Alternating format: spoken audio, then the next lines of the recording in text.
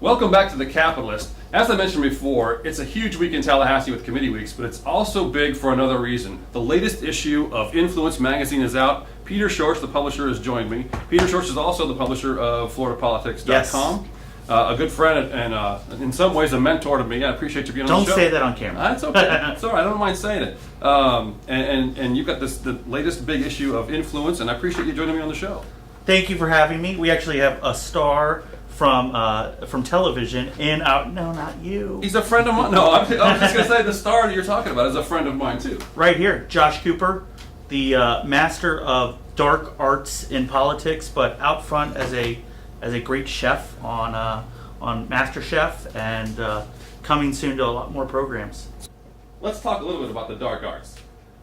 Well, that's about enough of that. Politico writer Maggie Haberman once called you a research maven. You've done some presidential work. You've done a lot of stuff in politics, but a lot of people don't know about that stuff. And now, thanks to Peter, you're sort of coming out of the shadows of politics and sort of influencing politics in a different way by cooking for folks in Tallahassee and other folks. Well, people are a lot more used to talking about food than they are talking about kind of what goes on behind the scenes in politics. Right.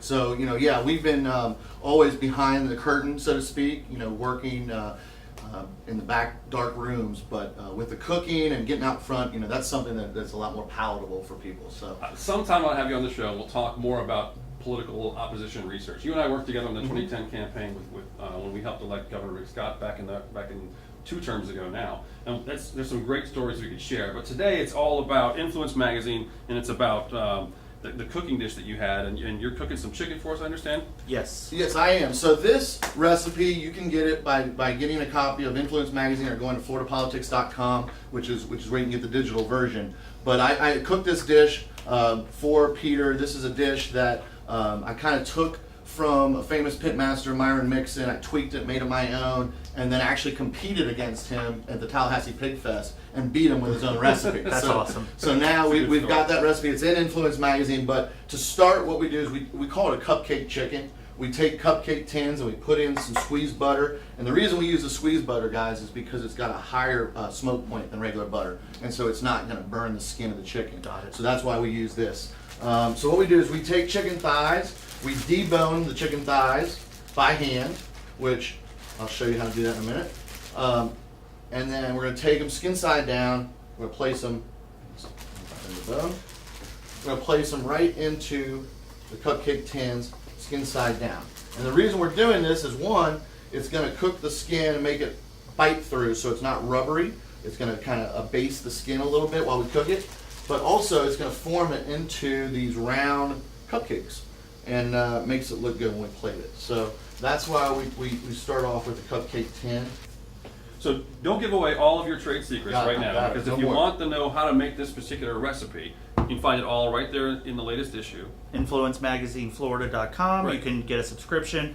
And the main site, Florida Politics, is constantly updated with political stuff, which is, right now, it seems like it's drinking from a fire hose. Now, tell me a little bit more about the latest issue of Influence. It's got a lot of ladies on the cover, and tell me about that. It's actually a very timely issue. It is literally women rule, and it's about not just some of the best women lobbyists. These are some of the best lobbyists, period. And with all that's going on right now, we wanted to really take a look at how the industry, the governmental affairs industry, has changed, how women are much more part of that process than even a generation ago. And so we identified and talked to about a dozen different females in the process about what's changed, what hasn't changed, the unique situations they face.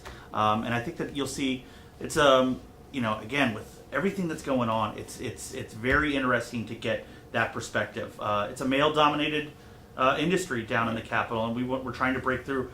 As the father of a young daughter, I want her to grow up in a world where it's not, the same issues that some of the ladies in this magazine grew up with. Without giving it away, is there a story that really jumps out at you that really encapsulates it? Actually, one of the best is the interview with Marion Hammer, one of the most prominent lobbyists in the state. She's in charge of the NRA's lobbying efforts, and she talks about all the lessons that she's learned. And so that's probably the one that's going to be most talked about. Also, we do our year-end lobbying awards. Believe it or not, there are awards for lobbying. We call them the Golden Rotundas, and we named our who had the best firm, and this year it was Gray Robinson. But then we identify some other winners, best insurance lobbyists, etc.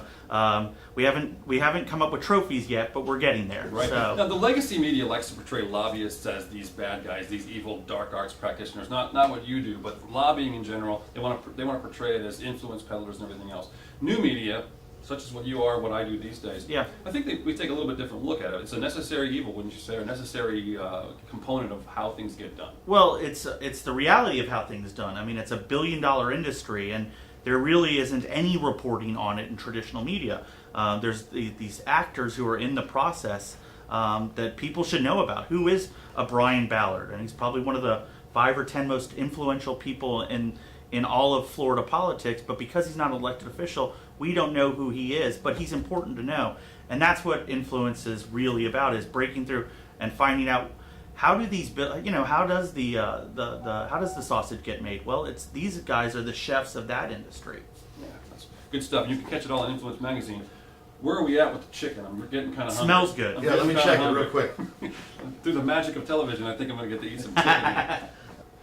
So while Josh is getting something out of the oven over there, I wanted to point out that one of the panelists on the Capitolist TV show is Katie Webb, and Katie Yes. is on the cover Yes. of this issue of Influence Magazine. So congratulations to her. Check it out. Don't forget to pick a copy up. Where can people get a copy or maybe read more about this stuff? You can pick it up in Midtown Reader, which is right on Thomasville Road in Tallahassee. And then again, you can subscribe. Your subscription, $25, influencemagazineflorida.com. Nice. So Josh, what are you up to this election cycle? Got a bunch of statewide campaigns here in Florida and a couple others across the country that we're working on, doing the research, getting ready for 2018, and also working on some chef stuff that's Cool. going to come out next year. So. Well, let's eat before Election Day. Absolutely. I'm ready. It looks pretty tasty. The Democrats start bailing out public government to go to the lower level too. Voila! Enjoy, gentlemen. Awesome. Wow, this looks tasty. Now one more time, this is cupcake barbecue chicken, or Cupcake barbecue chicken, that's right. I'm gonna eat it with my hands. You eat it with your hands, just dig Best way in. to go. Sounds good. All right, leave us alone. We're gonna try to taste this now. All right.